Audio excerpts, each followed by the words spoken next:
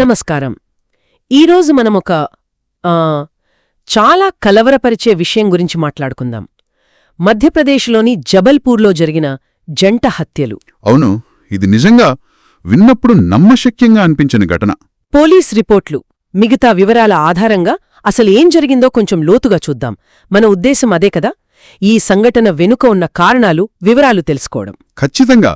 ఎందుకంటే ఇందులో ఒక 15 ఏళ్ల అమ్మాయి తన 19 ఏళ్ల ప్రియుడు కలిసి సొంత తండ్రిని ఇంకా 8 ఏళ్ల తమ్ముణ్ణి కూడా చంపేశారు. చాలా దారుణం. అవును, అసలు ఆ వ్యక్తుల గురించి కొంచెం చెప్పండి. నిందితులు కావ్య, వయసు 15, ముకుల్ సింగ్ 19 ఏళ్లు. బాధితులు కావ్య తండ్రి, తమ్ముడు. వీళ్ళిద్దరి మధ్య అంటే కావ్య, ముకుల్ మధ్య ప్రేమ వ్యవహారం నడిచింది. ఓకే. అయితే కావ్య తండ్రికి ఇది అస్సలిష్టం లేదు. తీవ్రంగా వ్యతిరేకించాడు. వ్యతిరేకించడమేనా లేక ఇంకా ఏమైనా జరిగిందా? లేదు, అంతటితో ఆగలేదు. 2023లో ముకుల్ మీద పోక్సో చట్టం కింద కేసు పెట్టించాడు. ఓ, పోక్సో కేసా?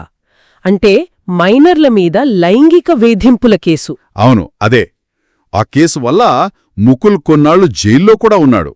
అంటే బహుశా అదే ఈ హత్యలకు కారణమయిందా? ఆ కోపం, ప్రతీకారం. అదే ప్రధాన కారణంలా కనిపిస్తోంది. జైల్నుంచి తిరిగొచ్చాక ముకుల్ కావ్య తండ్రి మీద పగ పెంచుకున్నాడు. ప్రతీకారం తీర్చుకోవాలని గట్టిగా అనుకున్నాడు. మరి కావ్య తండ్రి మీద ప్రతీకారం తీర్చుకోవడంలో ఆమె కూడా కలిసిందా? అవును, ఆశ్చర్యంగా అదే జరిగింది. కావ్య కూడా అతనితో చేతులు కలిపింది. ఇక్కడ ఇది మామూలు ప్రేమ వ్యవహారంలా లేదు, ప్రతీకారంగా మారింది. సరే, తండ్రి మీద కోపముంది అనుకుందాం. మరి 8 ఏళ్ల తమ్ముడు ఆ పిల్లాణ్ణెందుకు చంపినట్టు? పోలీసుల ఎంక్వైరీలో తేలిందేంటంటే వాళ్ళ ఆలోచన చాలా క్రూరంగా ఉంది. తండ్రిని చంపేటప్పుడు తమ్ముడు చూస్తాడేమో, అంటే సాక్షిగా మిగిలిపోతాడేమో అని. అయ్యో. ఆ అనుమానంతో, లేదా భవిష్యత్తులో ఎక్కడ అడ్డు వస్తాడో అని ఆ పిల్లాణ్ణి కూడా అంటే చంపాలనే నిర్ణయించుకున్నారు. నమ్మశక్యంగా లేదు. అంత చిన్న వయస్సులో ఇంత ప్లానింగ్తో, ఇంత క్రూరంగానా? మార్చి 15న ఆ రాత్రి అసలేం జరిగింది? అదే, ఆ రాత్రి వివరాలు. తెల్లవారుజామున సుమారు 3 గంటల టైంలో కావ్య ఇంటి గేటు తీసుంచింది. తనేనా? అవును. ముకుల్ లోపలికొచ్చాడు. ముందుగా నిద్రపోతున్న కావ్య తండ్రి దగ్గరికి వెళ్లి చంపేశాడు. ఆ అలికిడికి తమ్ముడు లేచాడు, మేల్కొన్నాడు. అంతే, వాడిని కూడా వదల్లేదు, చంపేశాడు. చాలా భయంకరంగా ఉంది వింటుంటేనే. ఇంకా దారుణమేంటంటే ఆ బాబు శవాన్ని తీసుకెళ్లి ఫ్రిడ్జ్లో దాచారు. ఏంటి, ఫ్రిడ్జ్లోనా? అవును, ఫ్రిడ్జ్లో పెట్టారు. అసలు వాళ్ళ మానసిక స్థితి ఏంటి? హత్యలు చేశాక కూడా అదే ఇంట్లో భోజనం చేశారని విన్నాను, నిజమేనా? అవును, అది కూడా నిజమే. హత్యలు చేసిన తర్వాత ఇద్దరూ కలిసి అదే ఇంట్లో భోజనం చేశారు. తర్వాత మామూలుగా బ్యాగులు సర్దుకుని జబల్పూర్ నుంచి పారిపోయారు. వాళ్ల ప్రవర్తన అర్థం చేసుకోవడం కష్టంగా ఉంది. తర్వాత పోలీసులు ఎలా పట్టుకున్నారు? ఆ తర్వాత ఆధారాలు సేకరించడం మొదలుపెట్టారు. సీసీటీవీ ఫుటేజ్లో ముకుల్ రాత్రి ఆ కాలనీలోకి వచ్చినట్టు రికార్డైంది. ఓకే. ఇంకా కావ్య తన కజిన్కి ఒక వాయిస్ మెసేజ్ పంపింది. అది కూడా ఒక ఆధారమైంది. ముస్కాన్ జల్దీ జబల్పూర్ పాపా, తనుస్కో ముకుల్నే మార్ దియా హై పాపా, తనుస్కో ముకుల్నే. ఫోన్ లొకేషన్ ట్రాక్ చేస్తూ వెళ్లారు. ఎక్కడిదాకా వెళ్లారు వాళ్ళు? మధ్యప్రదేశ్ నుంచి హరిద్వార్ వరకు వాళ్ల లొకేషన్స్ మారాయి. చివరికి దాదాపు 2 నెలల తర్వాత ముందు కావ్య, ఆ తర్వాత ముకుల్ వేర్వేరు చోట్ల దొరికారు. అరెస్ట్ అయ్యాక ముకుల్ గురించి ఇంకో షాకింగ్ విషయం బయటపడిందట కదా, టాటూ గురించి. అవును, అది కేసుని మరో స్థాయికి తీసుకెళ్ళింది. ముకుల్ ఛాతీ మీద ఒక టాటూ ఉంది, 5 పుర్రెల బొమ్మలు. 5 పుర్రలా? దానర్థమేంటి? పోలీసుల విచారణలో వాడు చెప్పిందేంటంటే ఆ ప్రతి పుర్ర అతను చంపాలనుకున్న ఒక్కో వ్యక్తికి గుర్తట.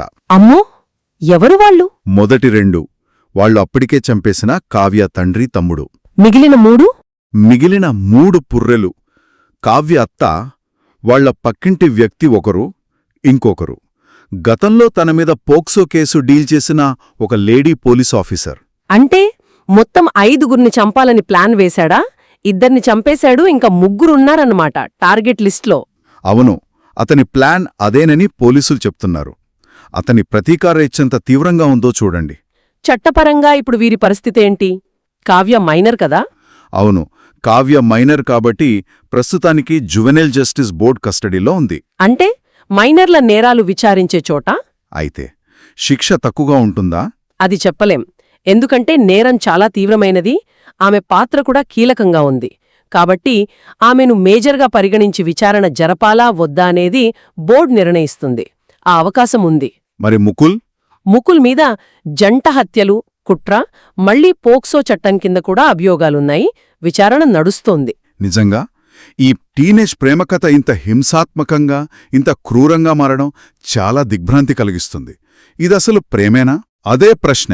ఇది ప్రేమా, లేక ఒకరినొకరు వాడుకోవడమా, మ్యానిపులేషనా, లేక కుటుంబం నుంచి వ్యతిరేకత వస్తే యువత ఇలాగే స్పందిస్తారా? వాళ్ల మానసిక స్థితి ఎలా ఉంది? ఇలాంటి ఎన్నో ప్రశ్నలొస్తున్నాయి. అవును, తల్లిదండ్రుల పెంపకం, సమాజం ప్రభావం, వీటి గురించి కూడా ఆలోచించాలి. ఖచ్చితంగా. ఇది కేవలం ఒక ప్రేమకథ వైఫల్యం కాదు.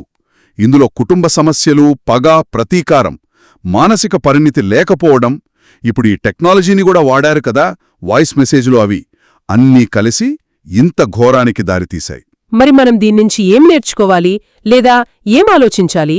ముఖ్యంగా చూడాల్సింది, ఒక మైనర్ ప్రమేయంతో ఇంత ప్లాన్డ్గా, ఇంత క్రూరంగా ఒక నేరం జరగడం, అది కూడా సొంత కుటుంబ సభ్యుల మీద. ఆ తర్వాత ముకుల్ టాటూ, భవిష్యత్తులో ఇంకా హత్యలు చేయాలనే ప్లాన్. ఇవన్నీ చూస్తుంటే మన సమాజంలో యువత మానసిక స్థితి ఎలా ఉంది, వాళ్లలో ఈ నేర ప్రవృత్తి ఎందుకు పెరుగుతోంది అనే దాని గురించి చాలా లోతుగా ఆలోచించాలి. నిజమే. ఇలాంటి ప్రమాదకరమైన ఆలోచనలను, ధోరణులను ముందుగానే గుర్తించడం ఎంత అవసరం.